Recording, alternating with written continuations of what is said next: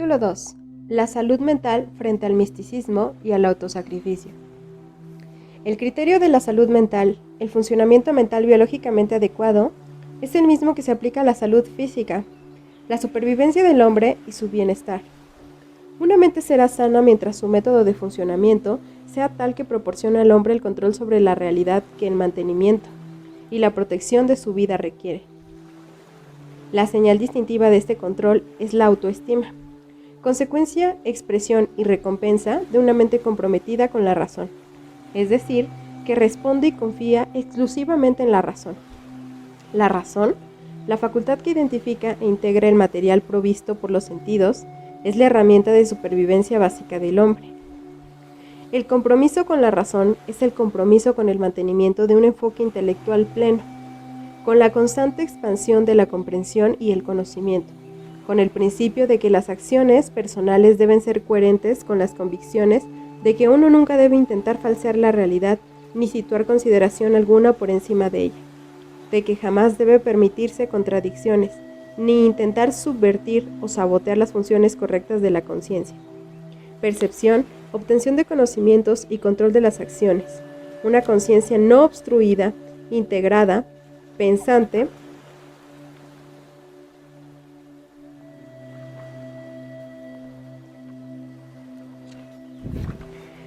es una conciencia sana, una conciencia bloqueada, que se evada, que está desgarrada entre conflictos, segmentada y enfrentada consigo misma, una conciencia desintegrada por el miedo o inmovilizada por la depresión, disociada de la realidad, es una conciencia enferma. Un tratamiento más detallado de este tema se encontrará en el capítulo Objetivismo y Psicología de mi libro ¿Quién es Ayn Rand? Para ser capaz de manejar los hechos de la realidad, para procurar y lograr los valores que requiere su vida, el hombre necesita su autoestima, necesita tener confianza en su eficacia y en su valor. La ansiedad y el sentimiento de culpa, antítesis de la autoestima y signos inconfundibles de una mente enferma, son desintegradores del pensamiento, distorsionadores de los valores y factores paralizantes de la acción. Cuando un hombre que se estima a sí mismo elige sus valores y fija sus metas, cuando diseña sus propósitos a largo plazo que darán unidad y guía sus acciones, está tendiendo un puente hacia el futuro, un puente sobre el cual transitará su vida, un puente que está sostenido por la convicción de que su mente tiene la capacidad requerida para pensar, juzgar y valorar, y que él es digno de disfrutar esos valores. Este sentido de control sobre la realidad no es el resultado de aptitudes, habilidades o conocimientos especiales. No depende de determinados éxitos o fracasos en particular. Refleja la relación fundamental que se tiene con la realidad. La convicción de que poseen la eficacia y el valor fundamentales refleja la certeza de que, en esencia y en principio, se es apto para la realidad. La autoestima es una estimación metafísica. Este es el estado psicológico que la moralidad tradicional torna imposible. En la medida en que el hombre le acepte, ni el misticismo ni el credo del autosacrificio son compatibles con una mente sana ni con la autoestima. Estas doctrinas son existencial y psicológicamente destructivas. Para el mantenimiento de su vida y el logro de su autoestima, el hombre necesita el ejercicio pleno de su razón. No obstante, se le enseña que la moralidad requiere la fe y descansa en ella. La fe es la entrega de la conciencia personal a creencias de las cuales no hay evidencia sensorial ni prueba racional. Cuando el hombre rechaza la razón como su criterio de juicio, el único criterio al que puede recurrir son sus sentimientos. Un místico es un hombre que trata sus sentimientos como herramientas de cognición. La fe es la equiparación de los sentimientos con el conocimiento. Para practicar la virtud de la fe, un hombre debe estar dispuesto a abandonar su objetividad y su capacidad de juicio, a vivir con lo ininteligible, con aquello que no se puede conceptualizar ni integrar con el resto de sus conocimientos. Debe inducir una ilusión de raciocinio parecida a un estado de trance. Debe estar dispuesto a reprimir su facultad crítica, considerándola una culpa, a ahogar toda pregunta que surja como protesta. Debe sofocar todo resurgimiento de la razón que busque, compulsivamente, asumir la función que le corresponde como protector de su vida y de la integridad de su conocimiento. Recuérdese que la totalidad del conocimiento humano y todos sus conceptos tienen una estructura jerárquica. El fundamento y el punto de partida del pensamiento son las percepciones sensoriales. Sobre esa base, forma el hombre sus primeros conceptos para, a partir de allí, continuar construyendo el edificio de sus conocimientos a través de la identificación e integración de nuevos conceptos, en una escala cada vez más amplia y más extensa. Para que el pensamiento sea válido, este proceso debe guiarse por la lógica, el arte de la identificación sin contradicciones. Todo nuevo concepto que forme el hombre debe integrarse sin contradicción a la estructura jerárquica y de su conocimiento. Introducir en la conciencia cualquier idea que no pueda integrarse así, una idea no derivada de la realidad ni validada por un proceso sujeto a la razón, no sometida a examen o juicio racional, y peor aún, una idea que choque con el resto de nuestros conceptos y nuestra comprensión de la realidad. Es sabotear la función integradora de la conciencia, socavar el resto de nuestras convicciones y eliminar nuestra capacidad de estar seguros de cosa alguna. Este es el sentido de la declaración de John Galt en La Rebelión del Atlas, cuando dice que el pretendido atajo hacia el conocimiento, la fe, es solo una simplificación de una invención mística equivalente al deseo de aniquilar la existencia y como consecuencia aniquilar la conciencia. No hay mayor autoengaño que el de imaginar que se puede someter a la razón aquello que pertenece a la razón y a la fe aquello que pertenece a la fe. La fe no puede ser circunscripta ni delimitada. Ceder la conciencia un solo milímetro es rendirla en su totalidad. La razón es un absoluto para la mente, o no lo es.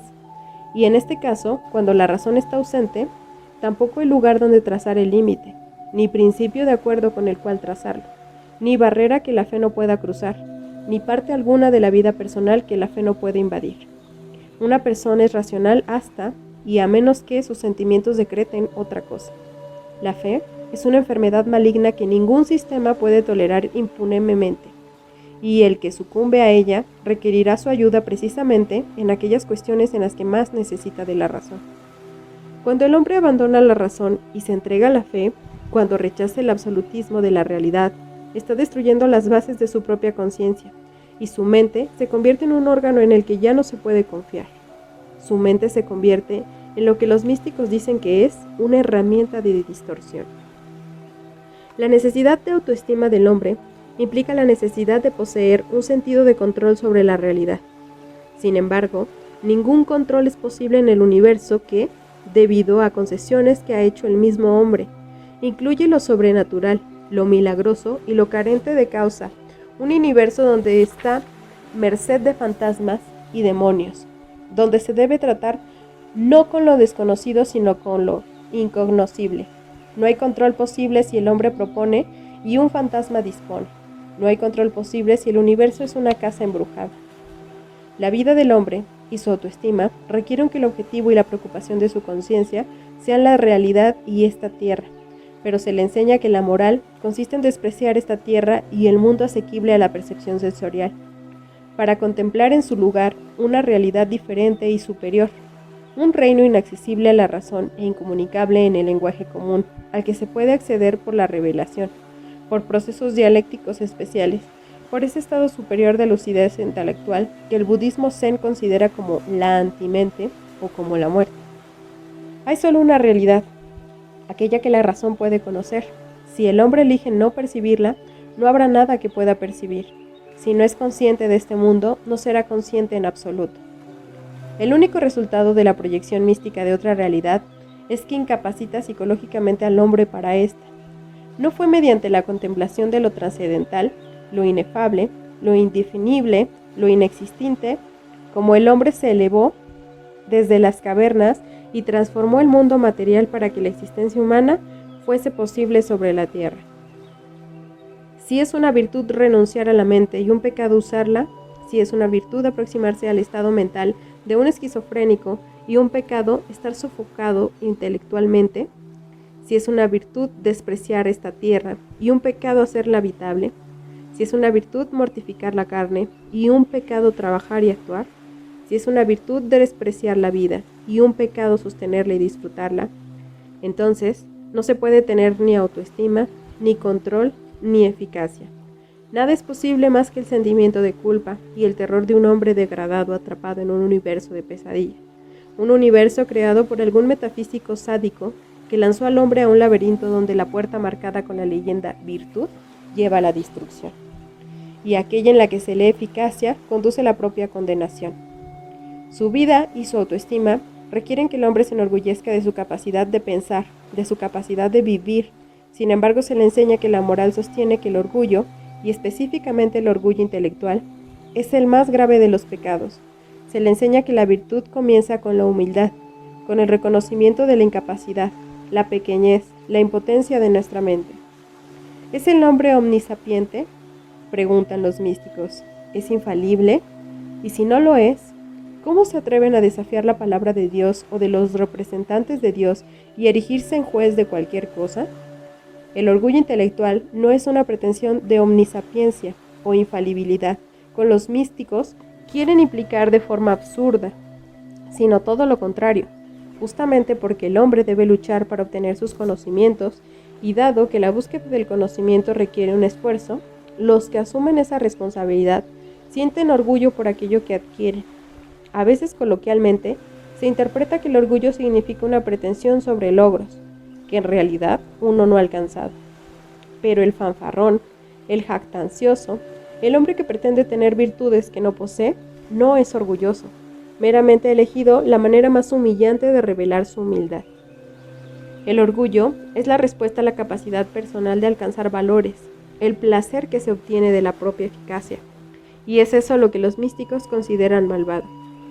Pero si el estado moral adecuado para el hombre es la duda, la inseguridad, el miedo y no la confianza, la seguridad en sí mismo y la autoestima, si su meta de ser el sentimiento de culpa en lugar del orgullo, entonces su idea moral es una mente enferma, y los neuróticos y psicópatas son los máximos exponentes de la moral. Mientras que los que piensan y los que logran sus objetivos son los pecadores, aquellos demasiados corruptos y arrogantes para encontrar la virtud y el bienestar psicológico en la creencia de que son inadecuados para existir. La humildad es, necesariamente, la virtud básica de una moralidad mística, la única posible para quienes han renunciado a la mente. El orgullo debe ser ganado, es la recompensa al esfuerzo y al logro, pero para alcanzar la virtud de la humildad solo es necesario abstenerse de pensar. No se requiere otra cosa, y uno no tardará en sentirse humilde. Su vida y su autoestima requieren que el hombre sea leal a sus valores, a su mente y juicio, a su vida. Lo que se le enseña, en cambio, es que la esencia de la moralidad consiste en el autosacrificio, el sacrificio de la propia mente a una autoridad superior y el sacrificio de los valores personales a quien quiera que se sienta con derecho a reclamarlos. No es necesario, en el contexto, analizar las casi incontables maldades implícitas del autosacrificio. Su irracionalidad y destructividad han sido suficientemente expuestas en la rebelión de Atlas. Sin embargo, hay dos aspectos de la cuestión que están especialmente relacionados con el tema de la salud mental. El primero es el hecho de que el sacrificio de sí mismo significa, y solo puede significar, el sacrificio de la mente. Tengamos presente que un sacrificio significa la renuncia de un valor superior en favor de un valor inferior o de valor, de algo sin valor. Si se entrega lo que no se valora para obtener aquello que sí se valora, o si se entrega un valor menor para obtener un valor mayor, eso no es sacrificio, sino un beneficio. Recordemos, además, que todos los valores del hombre existen dentro de un orden jerárquico. Valora algunas cosas más que otras, y en la medida de que sea un ser racional, el orden jerárquico de sus valores será racional, es decir, valorará las cosas en proporción con la importancia que tengan para su vida y su bienestar. Aquello que es adverso a su vida y su bienestar, que se opone a su naturaleza y a sus necesidades como ser humano, será considerado carente de valor. Inversamente, la estructura distorsionada de los valores es una de las características de las enfermedades mentales. El neurótico no valora las cosas de acuerdo con su mérito objetivo en relación con su naturaleza humana y sus necesidades. Con frecuencia, valora aquellas que lo llevarán a la autodestrucción. Juzgado de acuerdo con criterios objetivos, vive en un proceso crónico de autosacrificio. Pero si el autosacrificio es una virtud, no es el neurótico sino el hombre racional el que tiene que ser curado. Debe aprender a violentar su propio juicio racional, a revertir el orden de su jerarquía y valores. a renunciar a aquello que su mente considera lo bueno, a invalidar su propia conciencia. Todo lo que los místicos demandan del ser humano es que éste sacrifique su felicidad. Sacrificar la felicidad personal es sacrificar los deseos personales. Sacrificar los deseos personales es sacrificar los valores personales. Sacrificar los valores personales es sacrificar el juicio personal. Sacrificar el juicio personal es sacrificar la propia mente. Y nada menos que eso es lo que pretende y demanda el credo del autosacrificio. La raíz del egoísmo, o sea, el interés personal, es el derecho y la necesidad que tiene el hombre de actuar de acuerdo con su propio juicio. Si su juicio ha de ser un objeto de sacrificio, ¿qué clase de eficacia, control, ausencia de conflictos o serenidad de espíritu le será posible al hombre? El segundo aspecto que importa en este contexto involucra no solo al credo del autosacrificio, sino a la totalidad de los dogmas de la moralidad tradicional.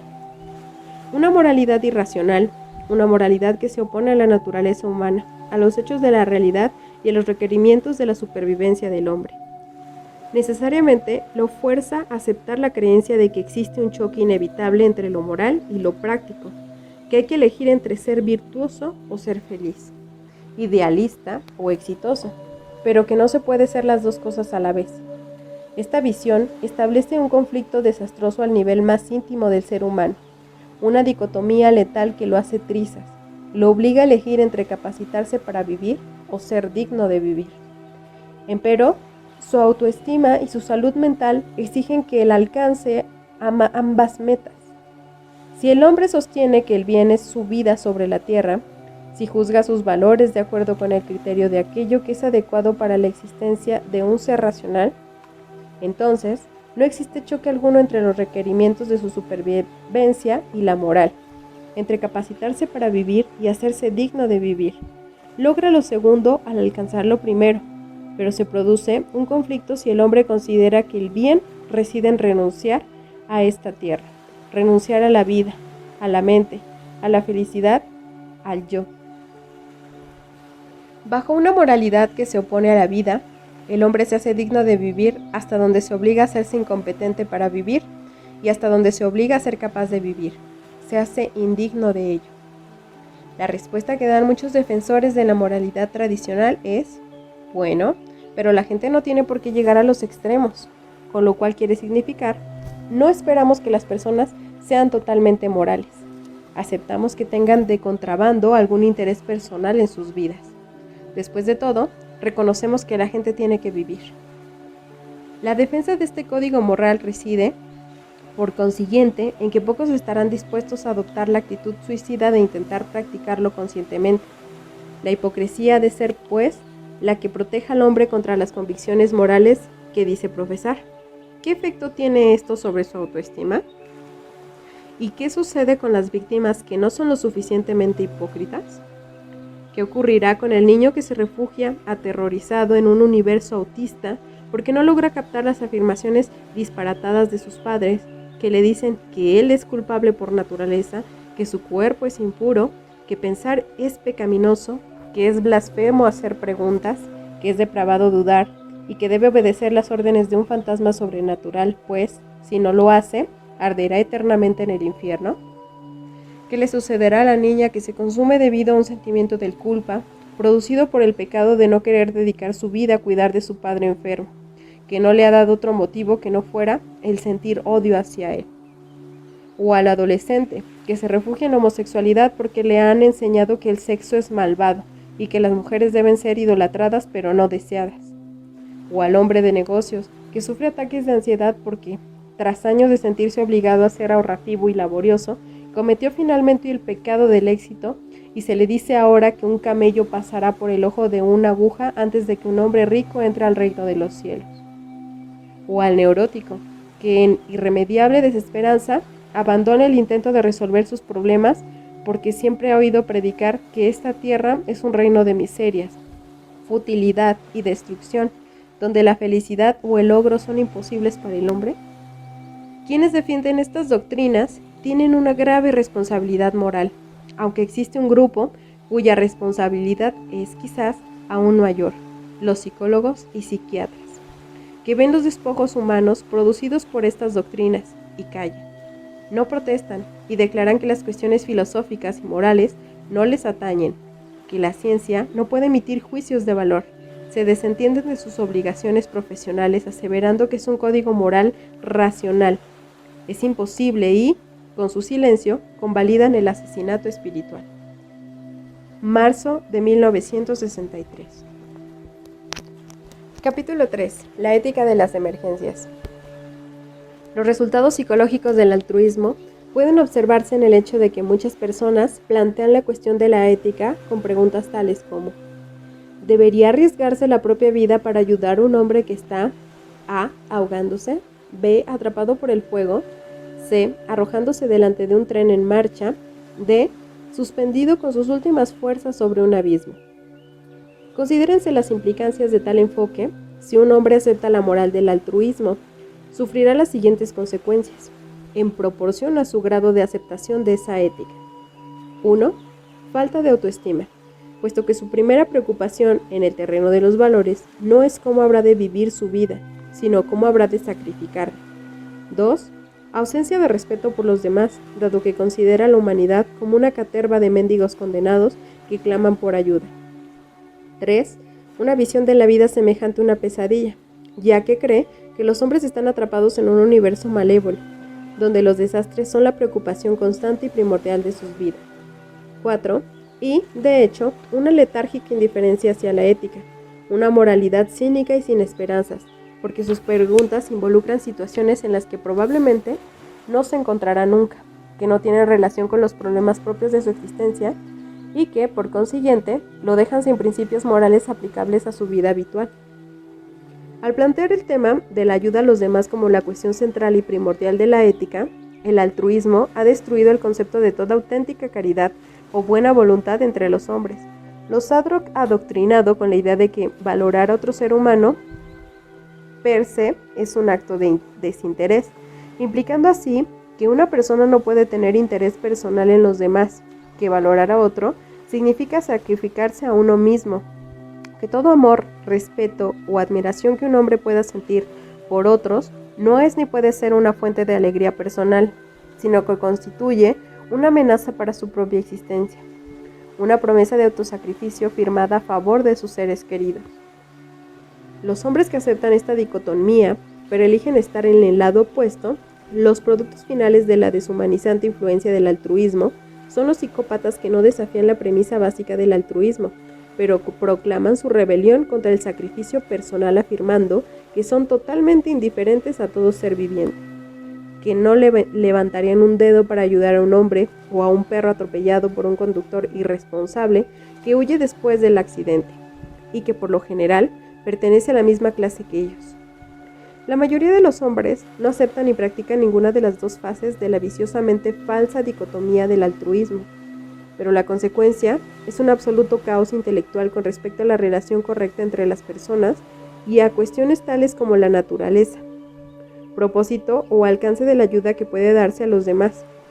Hoy en día, muchos hombres razonables y bien intencionados no saben cómo identificar o conceptualizar los principios morales que motivan su amor, afecto o buena voluntad, y no pueden encontrar guía alguna en el terreno de la ética, dominado por los trillados tópicos del altruismo, sobre la cuestión de por qué el hombre no es un animal sacrificable y por qué no tiene el deber moral de ayudar a los demás.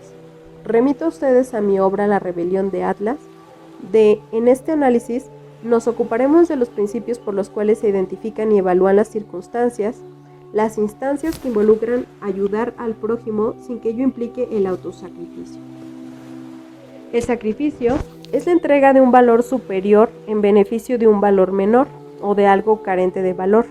Así, el altruismo mide la virtud de un hombre según el grado de su disposición a capitular, a renunciar o a traicionar sus valores, dado que ayudar a un desconocido o a un enemigo se considera más virtuoso, más noble y menos egoísta que ayudar a un ser querido. Una conducta basada en principios racionales es exactamente la opuesta. La persona actúa siempre de acuerdo con la jerarquía de sus valores y jamás sacrifica un valor superior en beneficio de un inferior. Esto se aplica a todas las elecciones, incluyendo los actos personales en relación con otras personas. requiere que uno posea una definida jerarquía de valores racionales, valores elegidos y validados de acuerdo con un criterio racional. Si no existe tal jerarquía, no son posibles ni una conducta racional, ni juicios razonados de valor, ni elecciones morales. El amor y la amistad son valores profundamente personales y egoístas. El amor es una expresión y una afirmación de la autoestima, una respuesta a los propios valores de la persona del otro. La sola existencia de la persona a la que se ama procura una alegría profundamente personal y egoísta. Es la felicidad personal y egoísta la que uno busca, gana y obtiene amor. Un amor caritativo, desinteresado, es una contradicción en términos. Significa que uno es indiferente a lo que valora. Preocuparse por el bienestar de los seres queridos es una parte racional de los egoístas intereses personales. Si un hombre que ama apasionadamente a su esposa gasta una fortuna para curarla de una peligrosa enfermedad, sería absurdo aseverar que se sacrifica en beneficio de ella y no de sí mismo, y que no hay diferencia alguna para él en forma personal y egoísta en que ella viva o muera. Ninguna acción que un hombre realice en beneficio de quienes ama es un sacrificio si dentro de su jerarquía de valores y en el contexto total de sus elecciones que puede hacer, logra aquello que tiene mayor importancia personal y racional para él. En el ejemplo anterior, la supervivencia de su esposa es de mayor valor para ese hombre que cualquier otra cosa que pudiera comprar su dinero. Tiene importancia máxima para su felicidad personal y, en consecuencia, su acción no es un sacrificio. Pero supongamos que, tal como lo indicaría la ética del altruismo, la dejara morir para poder gastar su dinero en salvar la vida de otras 10 mujeres, ninguna de las cuales significa nada para él. Eso sí sería un sacrificio. Aquí sí se puede apreciar la diferencia entre el objetivismo y el altruismo con extrema claridad. Si el sacrificio debe ser el principio moral de la acción, entonces ese esposo debería sacrificar a su mujer en beneficio de esas otras 10 mujeres. ¿Qué diferencia su mujer de las otras 10? Nada que no sea el valor que ella representa para el hombre que debe hacer la elección. Nada excepto el hecho de que su felicidad requiere que ella sobreviva. La ética objetivista le diría: tu más elevado propósito moral es la obtención de tu propia felicidad. Tu dinero es tuyo, úsalo para salvar a tu esposa. Ese es tu derecho moral y tu elección moral y racional. Considere el alma del moralista altruista que le dijera a ese hombre lo contrario y pregúntese luego si es la benevolencia lo que lo motiva al altruista. El método correcto para juzgar si uno debería ayudar a otra persona y cuándo es referirse al interés racional personal y a la propia jerarquía de valores, el tiempo, el dinero o el esfuerzo que se entregue o el riesgo que se corra.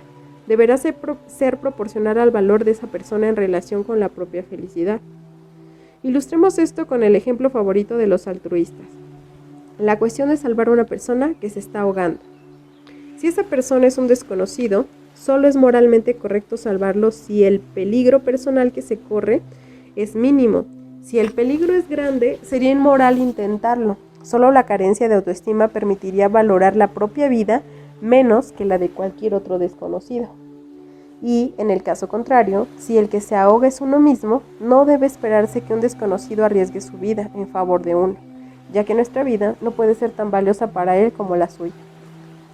Si la persona que habría que salvar no es un desconocido, entonces el riesgo que uno debe estar dispuesto a correr será tanto más grande cuanto mayor sea el valor que esa persona tenga para uno.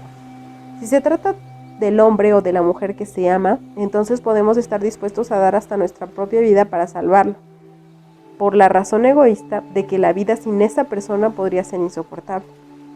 Por el contrario, supongamos que un hombre sabe nadar y puede salvar a su mujer que se está ahogando, pero cede a un miedo irracional e injustificado y deja que se ahogue, para consumir luego su vida en soledad y miseria. A ese hombre no se le debe calificar como egoísta. Se le condenará moralmente por haberse traicionado a sí mismo y a sus propios valores, es decir, por su incapacidad de luchar con la conservación de un valor crucial para su felicidad. Recuerde que los valores son aquello por lo cual uno actúa, para obtener y o conservar la propia felicidad. Felicidad que debe lograrse por el propio esfuerzo, dado que la felicidad personal es el propósito moral de la vida del hombre. Quien fracasa en alcanzarla a causa de su propia desidia, de su incapacidad de luchar por ella, es moralmente culpable. La virtud involucra en ayudar a quienes se ama. No es ni falta de egoísmo ni sacrificio, sino integridad.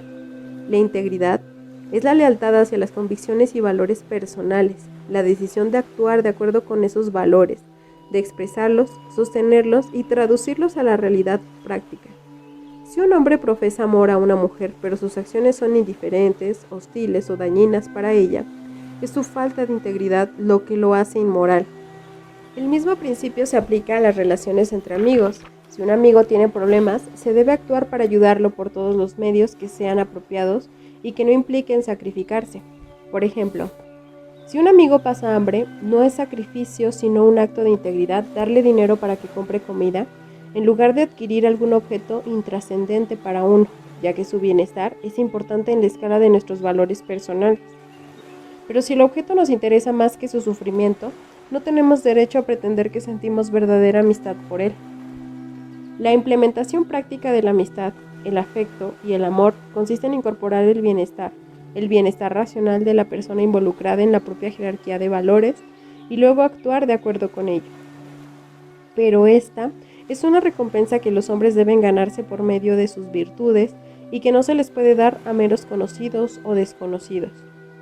¿Qué es entonces lo que se puede entregar apropiadamente a los desconocidos? El respeto y la buena voluntad que se deben en general a todo ser humano, en nombre del valor potencial que representa, hasta tanto y en la medida en que los merezca. Un hombre racional no olvida que la vida es la fuente de todos los valores y, como tal, un vínculo común entre los seres vivientes, en oposición a la materia inanimada, que otros hombres son potencialmente capaces de lograr las mismas virtudes que él y que por ello tiene enorme valor para él. Esto no significa que considere a las otras vidas humanas intercambiables con la suya. Reconoce el hecho de que su vida es no solo la fuente de todos sus valores, sino la capacidad para valorar. Por lo tanto, el valor que le concede a los demás es únicamente una consecuencia, una extensión, una proyección secundaria del valor primario, que es el mismo.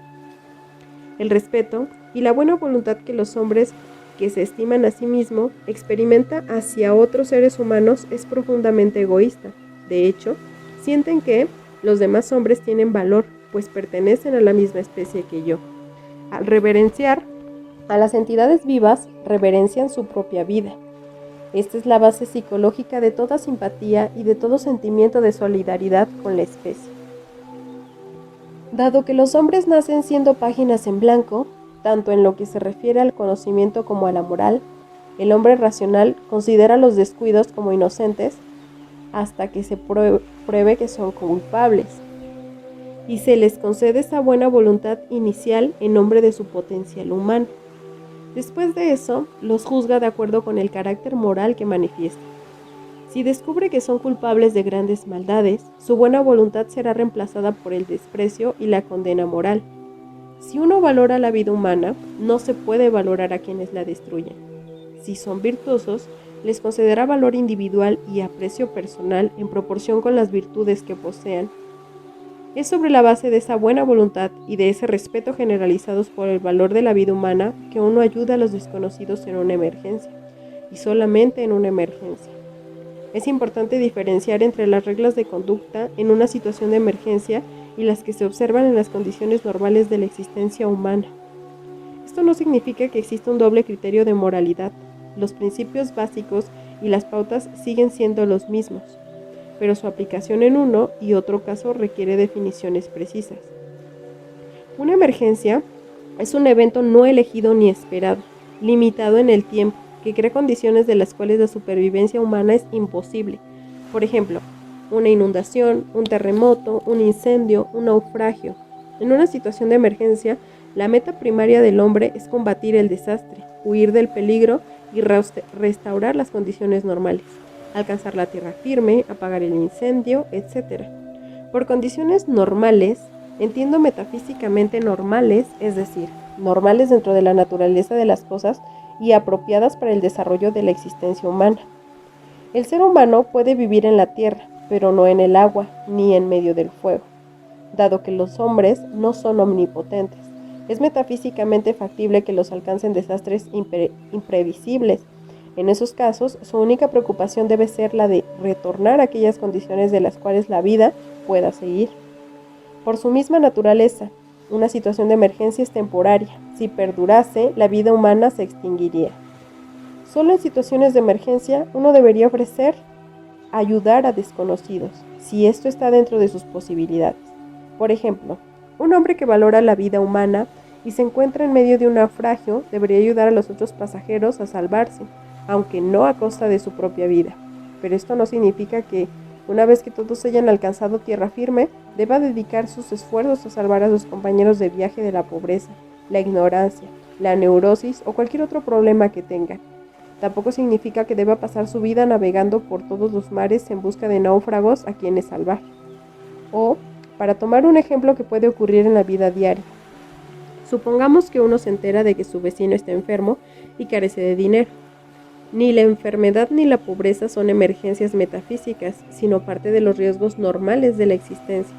Sin embargo, como el hombre se halla temporariamente indefenso, se le podrá proporcionar alimentos y medicinas siempre y cuando uno esté en condiciones de hacerlo, no como acto de buena voluntad, no como un deber, o también puede realizarse una colecta entre los vecinos para ayudarlo a superar el mal trance, pero esto no significa que, de allí en adelante, haya que mantenerlo, ni que se deba pasar la vida buscando hombres que tienen hambre para ayudarlos. En las condiciones normales de la existencia, el hombre tiene que elegir sus metas, proyectarlas en el tiempo, perseguirlas y alcanzarlas a través de su propio esfuerzo. No puede hacerlo si sus metas están libradas al azar y deben ser sacrificadas ante cualquier suceso infortunado que les ocurra a los demás. No puede vivir su vida dejándose guiar por las reglas que son solo aplicables a condiciones en las cuales la supervivencia humana es imposible. El principio de que se debe ayudar a aquellos que se encuentran en una emergencia no puede extenderse al punto de considerar que todos los sufrimientos humanos constituyen una emergencia y que convertir el infortunio de algunos en una hipoteca sobre la vida de los demás. La pobreza, la ignorancia, las enfermedades y otros problemas similares no son emergencias metafísicas. A causa de la naturaleza metafísica del hombre y de la existencia, el hombre debe mantener su vida por su propio esfuerzo. Los valores que necesita, como la riqueza y el conocimiento, no les son dados automáticamente, cual un regalo de la naturaleza, sino que deben ser descubiertos y logrados a través de su propio razonamiento y trabajo. En este aspecto, la única obligación que se tiene para con los demás es la de sostener un sistema social que deje a los hombres en libertad para alcanzar, obtener y conservar sus valores. Todo código ético se basa en una teoría metafísica y deriva de ella una teoría sobre la naturaleza fundamental del universo en el cual el hombre vive y actúa. La ética altruista se basa en la metafísica de un universo malvado, en la teoría de que el hombre, por su propia naturaleza, está indefenso y se halla condenado, de que el éxito, la felicidad y los logros son imposibles para él, de que las emergencias, los desastres y las catástrofes son la norma de su vida y su meta primaria es combatirlos. Como la más simple refutación empírica de la falacia de esta metafísica, como evidencia del hecho de que el universo material no es hostil para el hombre y de que las catástrofes son una excepción y no la regla de su existencia, obsérvese las fortunas que ganan las compañías de seguros al no materializarse los riesgos presumidos. Obsérvese también que los defensores del altruismo son incapaces de basar su ética sobre hechos relacionados con la existencia normal de las personas y que siempre ofrecen ejemplos de situaciones límite como la del bote salvavidas, a partir de los cuales se derivan las reglas de conducta moral. ¿Qué haría usted si otro hombre se encontrara en un bote salvavidas que puede llevar solamente una persona, etcétera? El hecho es que los hombres no viven en botes salvavidas y que un bote salvavidas no es el lugar en el cual basar nuestras teorías metafísicas. El propósito moral de la vida de un hombre es el logro de su felicidad. Esto no significa que sea indiferente hacia todos los hombres, que la vida humana carezca de valor para él y que no tenga motivos para ayudar a los otros en una emergencia, pero sí significa que no debe subordinar su vida a la obtención del bienestar de los demás, ni sacrificarse por las necesidades de ellos, que el alivio de los sufrimientos ajenos no es una preocupación primordial, que toda ayuda que dé es una excepción y no una regla, un acto de generosidad y no un deber moral, que esa ayuda es marginal e incidental. Así como los desastres son marginales e incidentales en el curso de una existencia humana y que los valores, no las catástrofes, son sus metas, su preocupación primordial y la potencia motriz de su vida. Febrero de 1963. Capítulo 4. Los conflictos de intereses entre los hombres. Algunos estudiantes del objetivismo consideran difícil entender el principio objetivista de que no existen conflictos de intereses entre hombres racionales. Una pregunta clásica es la siguiente. Supongamos que dos hombres se presentan para obtener el mismo empleo. Solo uno de ellos puede ocupar el puesto. ¿No es esto un ejemplo de un conflicto de intereses y no se beneficiará uno de ellos a expensas del sacrificio del otro? Hay 4 consideraciones interrelacionadas involucradas en la visión de todo hombre racional en lo que respecta a sus intereses, que son ignoradas o evadidas en la pregunta anterior y en todas las instancias similares. Las designaré como A, la realidad, B, el contexto, C, la responsabilidad y D, el esfuerzo. A, la realidad. El término intereses es una abstracción que abarca todo el campo de la ética e incluye las cuestiones de los valores del hombre, sus deseos, sus metas y el logro de estas en la realidad. Los intereses de un hombre dependen del tipo de metas que elige tratar de alcanzar. Su elección de metas depende de sus deseos y sus deseos dependen de sus valores. Y para un hombre racional, sus valores dependen de los juicios de su mente. Los deseos o sentimientos o emociones o anhelos o caprichos no son herramientas de la cognición, no constituyen un criterio de valor válido, ni tampoco un criterio válido de los intereses humanos. El mero hecho de que un hombre desee algo no constituye prueba de que el objeto de su deseo sea bueno, ni de que lograrlo sea realmente conveniente para su interés. Afirmar que los intereses de una persona son sacrificados cada vez que uno de sus deseos se ve frustrado es tener una visión subjetivista de los valores e intereses del ser humano. Significa creer que es correcto, moral y posible para el hombre alcanzar sus metas, haciendo caso omiso de si contradicen o no los hechos de la realidad, lo cual equivale a sostener un punto de vista irracional o místico de la existencia, y esto significa que no merece una consideración ulterior. Al elegir sus metas, los valores específicos que busca obtener y o mantener, lo que guía a un hombre racional son sus pensamientos, a través del proceso de raciocinio, y no de sus sentimientos o deseos. No considera los deseos como factores primarios irreductibles, como lo que está dado, lo que se halla irremediablemente destinado a perseguir. No considera que el porque yo lo quiero o porque así lo siento sea causa y validación suficiente de sus acciones.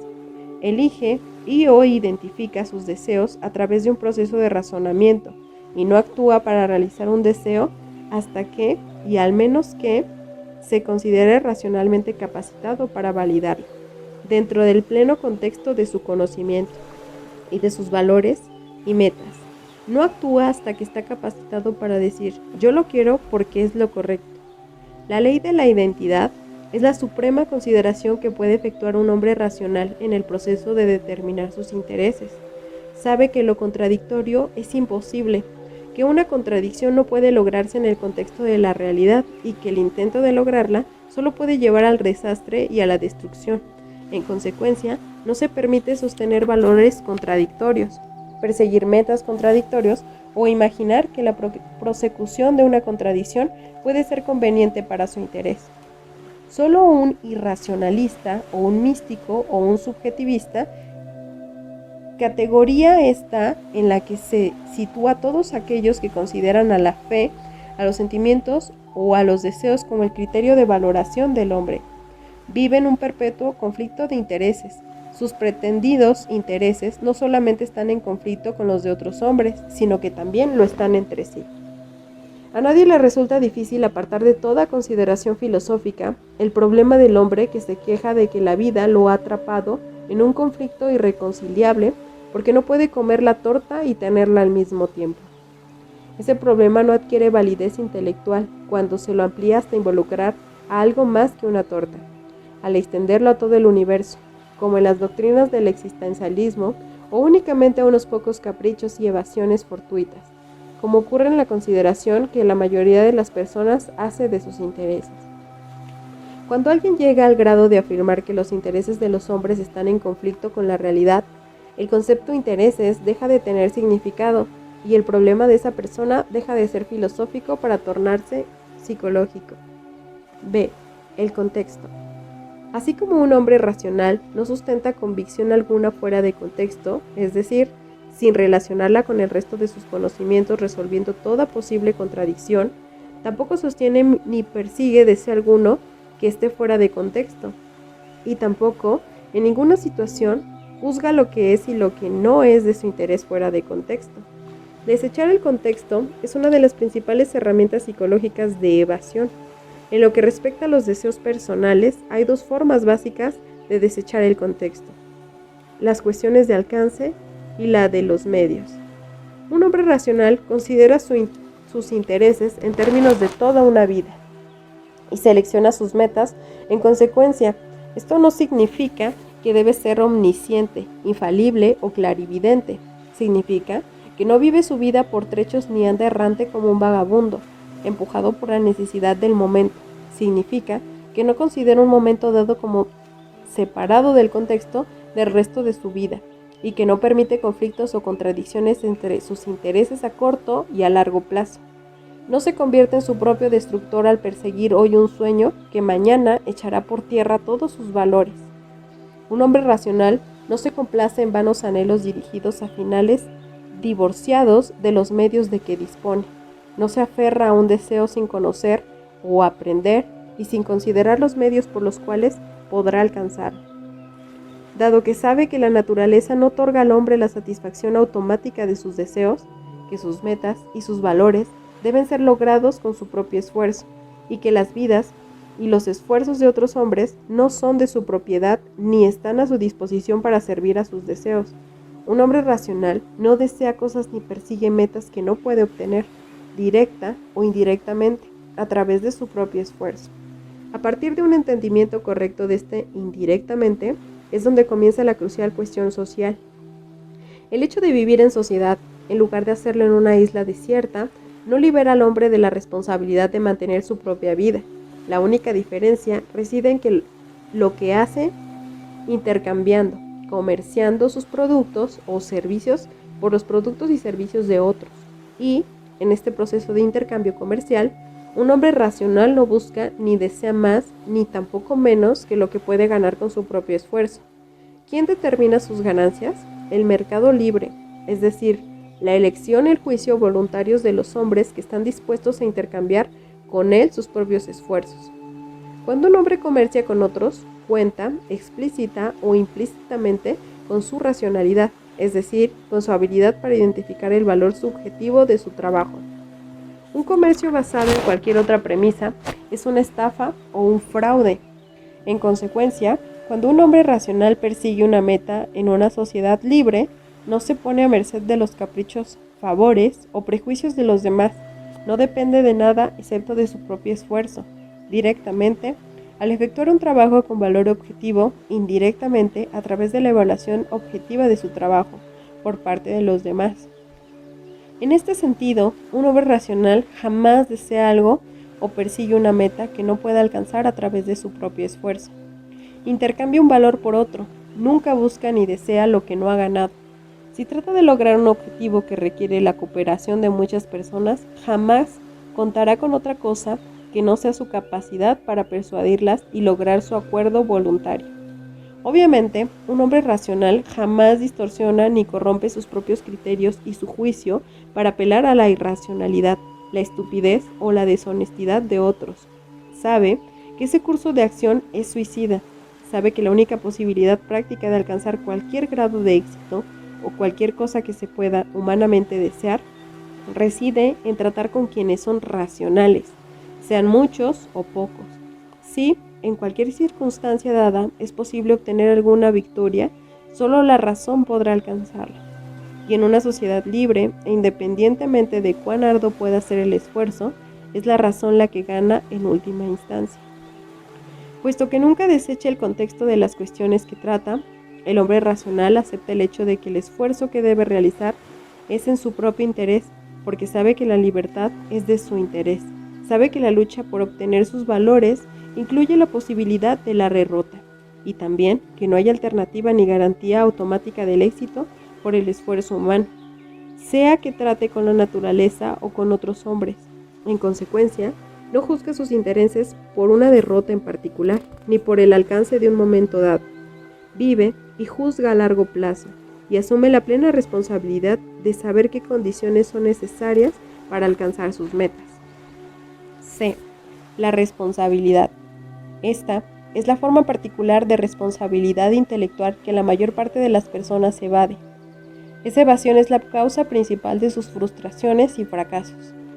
La mayoría de las personas tiene deseos descontextualizados, como si fueran metas sueltas suspendidas sobre un nebuloso vacío. Solo se elevan mentalmente lo suficiente para decir yo deseo, y ahí se detienen, esperando cual si el resto dependiese de algún poder desconocido. Lo que evaden es la responsabilidad de juzgar al mundo social. Toman al mundo como dado. La esencia más profunda de su actitud es: este es un mundo que yo no hice, y solo buscan adecuarse sin críticas a los incomprensibles requerimientos de los incognoscibles otros que hicieron el mundo, quienes quiera que fuesen. Pero la humildad y la vanidad son las dos caras de la misma moneda psicológica. En la disposición a ponerse ciegamente a merced de los demás se halla implícito el privilegio de hacer ciegas demandas a sus amos. Este tipo de humildad metafísica se revela de infinitas maneras.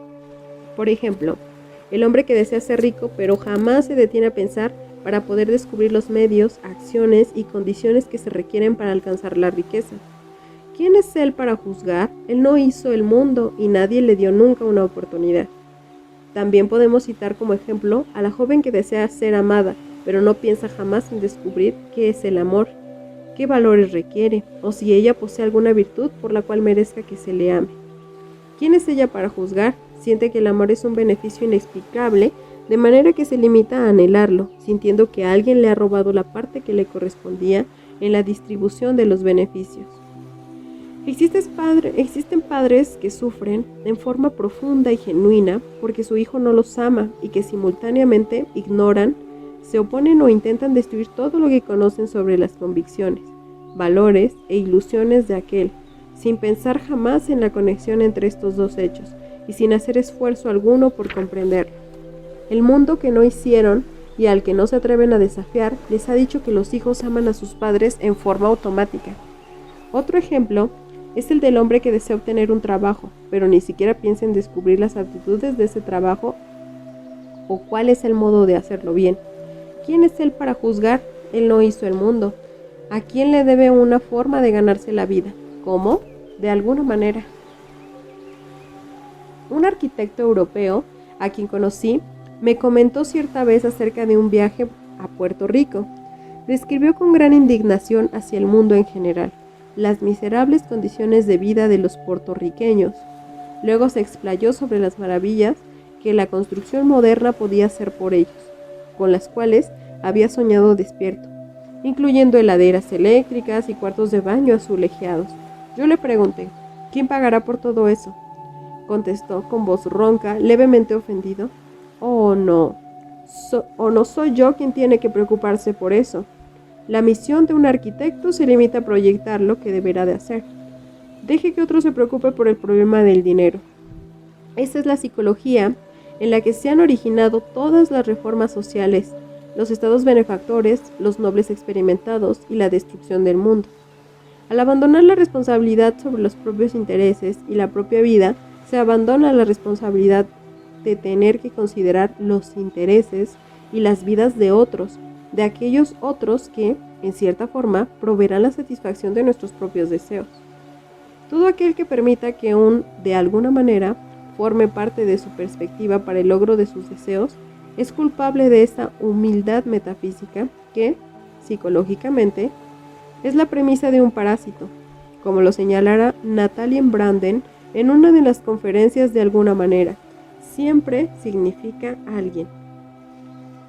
D. El esfuerzo. Dado que un hombre racional sabe que el ser humano debe alcanzar sus metas mediante su propio esfuerzo, sabe también que ni la riqueza, ni los empleados, ni valor humano alguno existen en una cantidad dada, limitada y estática, esperando ser repartidos. Sabe que todos los beneficios deben producirse, que la ganancia de un hombre no significa la pérdida para algún otro, que el logro de cada ser humano no se consigue a costa de aquellos que no lo obtuvieron. En consecuencia, jamás se imagina que posee algún tipo de derecho unilateral e inmerecido sobre hombre alguno, y nunca dejará sus intereses a merced de nadie o de ningún factor concreto. Podrá necesitar clientes, pero no un cliente en particular. Podrá necesitar compradores, pero no un comprador en particular. Podrá necesitar un empleo, pero no un empleo en particular. Si encuentra competencia, la enfrentará o elegirá otro tipo de trabajo. No hay ocupación tan poco importante que su desempeño mejor y más hábil pase inadvertido o deje de ser apreciado, no en una sociedad libre. Pregúntese a cualquier gerente de empresa. Únicamente los representantes pasivos, los parasitarios integrantes de la escuela de la metafísica de la humildad, consideran a todo competidor como una amenaza, porque el pensamiento de ganarse una posición debido a su mérito personal no forma parte de su enfoque de la vida. Se consideran a sí mismos como mediocridades intercambiables que nada tienen que ofrecer y que luchan en un universo estático por obtener favores de alguien sin causa que los justifique. Un hombre racional sabe que no vive según la suerte, la oportunidad o los favores, que no existe algo como por una sola vez o una única oportunidad y que eso está garantizando precisamente por la existencia de la competencia.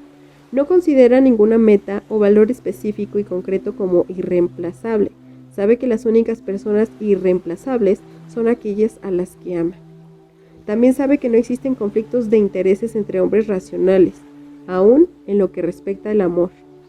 Al igual que cualquier otro valor, el amor no es una cantidad estática disponible que puede ser dividida, sino una respuesta ilimitada y existente que debe de ser ganada.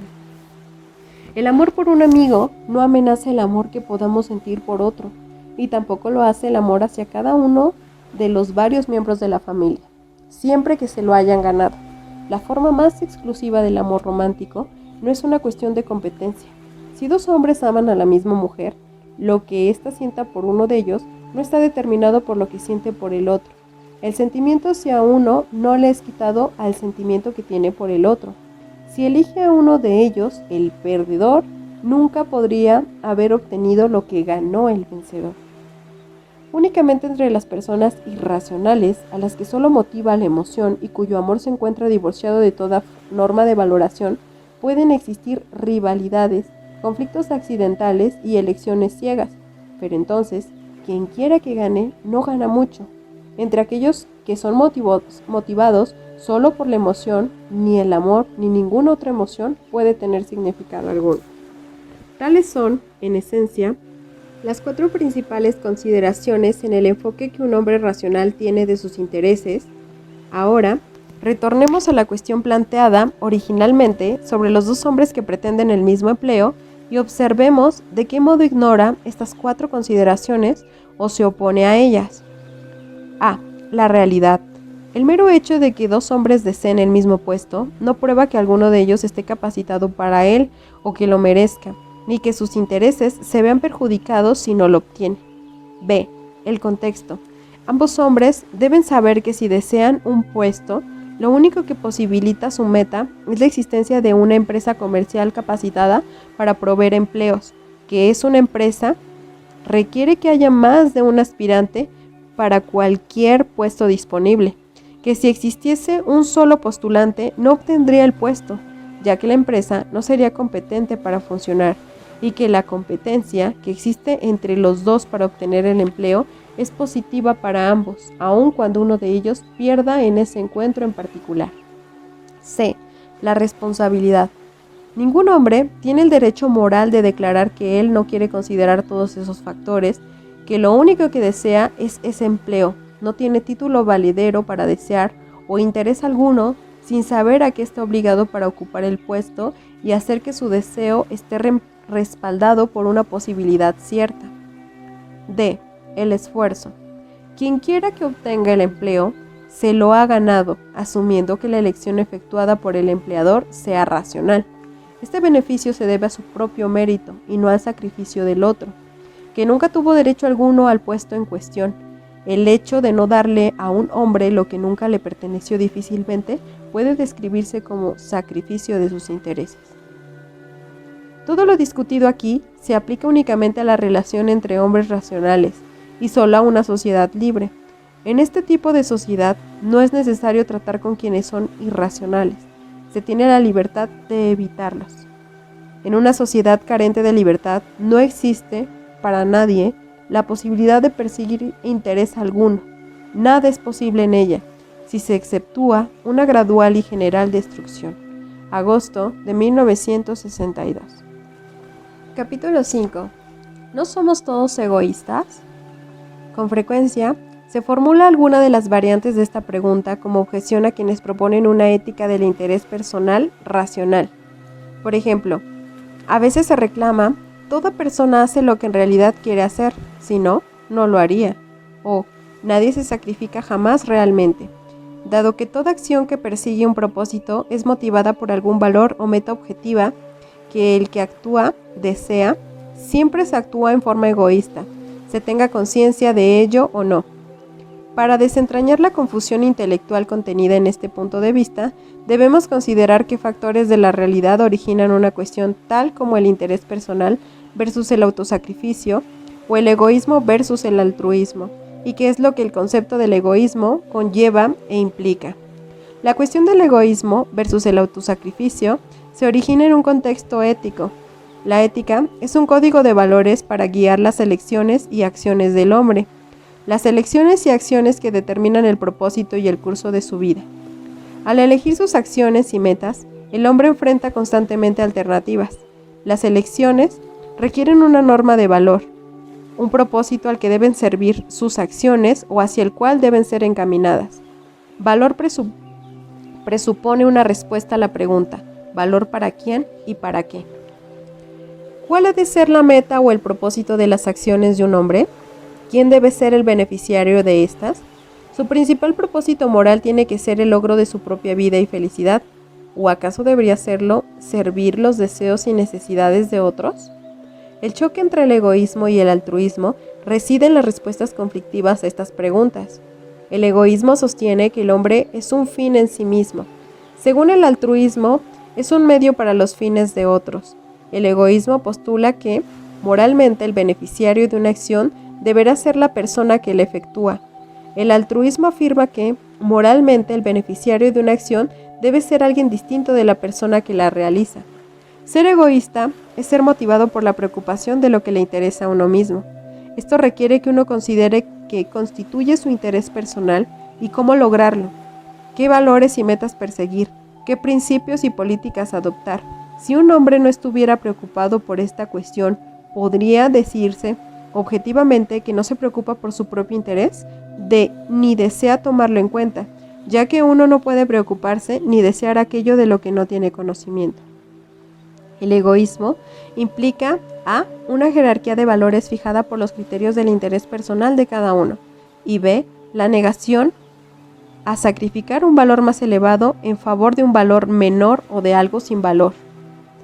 Un hombre genuinamente egoísta sabe que solo la razón puede determinar qué es lo que está, de hecho, en favor de su interés personal, que la persecución de contradicciones o el intento de actuar a despecho de los hechos de la realidad es autodestructivo y que la autodestrucción no es beneficiosa para su interés personal. Pensar favorece el interés personal del hombre. Dejar su conciencia en suspenso no lo hace. Elegir sus metas en el contexto total de su conocimiento, sus valores y su vida ayuda a su interés personal. Actuar de acuerdo con el impulso del momento sin preocuparse por el contexto de largo alcance no lo hace. Vivir como un ser productivo beneficia su interés personal. Existir como un parásito no lo hace. Tratar de llevar una vida conveniente por su naturaleza favorece su interés personal. Tratar de vivir como un animal no lo hace. Dado que el hombre auténticamente egoísta, elige sus metas guiado por la razón y dado que los intereses de los hombres racionales no chocan entre sí. Otros hombres se beneficiarán a menudo con sus acciones, pero el beneficio de otros hombres no es su propósito o meta primordial. Sí lo son, su propio beneficio y la meta consciente que dirige sus acciones. Para aclarar totalmente este principio, consideremos un ejemplo extremo de una acción que, de hecho, es egoísta, pero que, convencionalmente, podría denominarse de autosacrificio: la disposición de un hombre a morir para salvar la vida de la mujer que ama. ¿De qué manera sería ese hombre el beneficiario de su acción? La respuesta se da en la rebelión de Atlas, en la escena donde Galt, sabiendo que está a punto de ser arrestado, le dice a Dagny: en caso de que sospechen, aunque sea ligeramente, lo que somos el uno para el otro, te pondrán en el potro de torturas. Sí, me refiero a la tortura física. Ante mis ojos, en menos de una semana, yo no voy a esperar tanto. A la primera mención de una amenaza hacia ti, me mataré y los obligaré a detenerse. No tengo que decirte, continuó, que si hago esto, no es un acto de autosacrificio. No quiero vivir según sus condiciones, no quiero obedecerlos y no quiero verte soportar un crimen premeditado. Después, no existirán valores a los que pudiera aspirar, y no me gusta vivir sin valores. Si un hombre ama a una mujer tanto que no desea sobrevivir a su muerte, si la vida ya no puede ofrecerle más, nada más a ese precio, entonces su muerte para salvarla no es un sacrificio. El mismo principio se aplica a un hombre atrapado en una dictadura que inconscientemente arriesga su vida para alcanzar la libertad. Llamar a este acto autosacrificio sería asumir que él lo prefirió a vivir como un esclavo. El egoísmo de un hombre que está dispuesto a morir, si es necesario luchando por su libertad, reside en el hecho de que no está dispuesto a seguir viviendo en un mundo donde ya no tiene la capacidad de decidir de acuerdo con su propio juicio, es decir, un mundo donde las condiciones de existencia humana ya no son posibles para él. El egoísmo o la falta de egoísmo de una acción debe determinarse en forma objetiva, no por los sentimientos de la persona que actúa, así como los sentimientos que sirven como herramientas de conocimiento. Tampoco son un criterio válido en cuestiones de ética. Obviamente, para actuar uno debe ser movido por algún móvil personal. Tiene que querer, de alguna manera, llevar a cabo la acción. La cuestión del egoísmo o de la falta de egoísmo de una acción no depende de si uno desea o no realizarla, sino de por qué desea hacerlo. ¿Cuál fue el criterio por el que se eligió esta acción? ¿Qué objetivo se quiso alcanzar? Si un hombre proclamase que siente que beneficiaría mejor a los demás al asaltarlos y asesinarlos, los hombres no estarían dispuestos a reconocer que sus acciones serían altruistas. Sobre la base de la misma lógica, y por las mismas razones, no pueden clasificarse como egoístas las acciones de un hombre que sigue un curso de ciega autodestrucción porque siente que tiene algo que ganar al actuar así. Es un acto de autosacrificio, sí, motivado únicamente por un sentido de caridad, compasión, deber o altruismo. Una persona renuncia a un valor, deseo o meta de favor del placer, deseos o necesidades de otra persona a la que valora menos que aquello a lo que renuncia.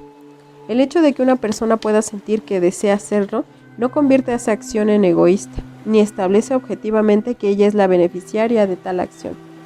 Supongamos, por ejemplo, que un joven elige una carrera que desea seguir de acuerdo con sus criterios racionales, pero que luego renuncia a ella para satisfacer a su madre, que prefiere que elija otra carrera, una que será más prestigiosa ante sus amistades. El joven accede al deseo de su madre porque ha aceptado que ese es su deber moral.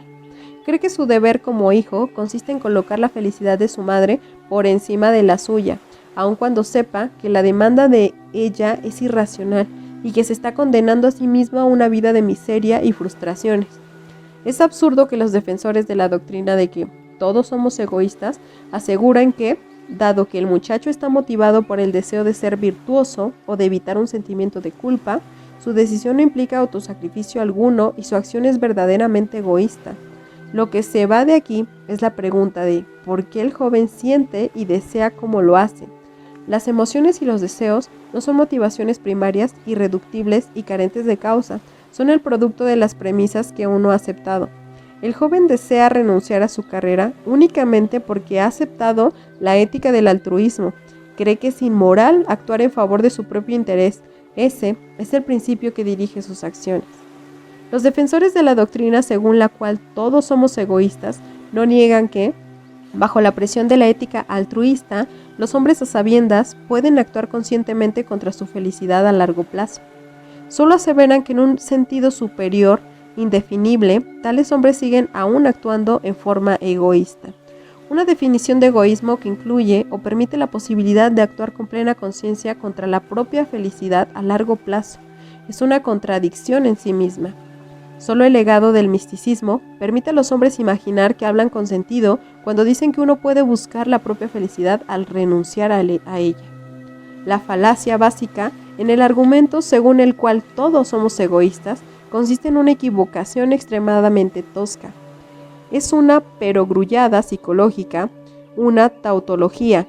Decir todo comportamiento bien dirigido tiene un motivo, pero equiparar el comportamiento motivado con el comportamiento egoísta es borrar la distinción existente entre un factor elemental de la psicología humana y el fenómeno de la elección ética. Es evadir el problema central de la ética, a saber, ¿qué motiva al hombre? Un egoísmo genuino, es decir, una auténtica preocupación por descubrir qué es lo que favorece el interés personal, la aceptación de la responsabilidad de lograrlo, la negativa a traicionar jamás esa meta, actuando por ciegos caprichos, humores, impulsos o sentimientos momentáneos, una lealtad sin compromisos con los juicios, convicciones y valores propios, representa un profundo logro moral. Aquellos que aseguran que todos somos egoístas suelen presentar esa declaración como una expresión de cinismo y desprecio, pero la verdad es que esa declaración le hace a la humanidad un cumplido que no merece. Septiembre de 1962.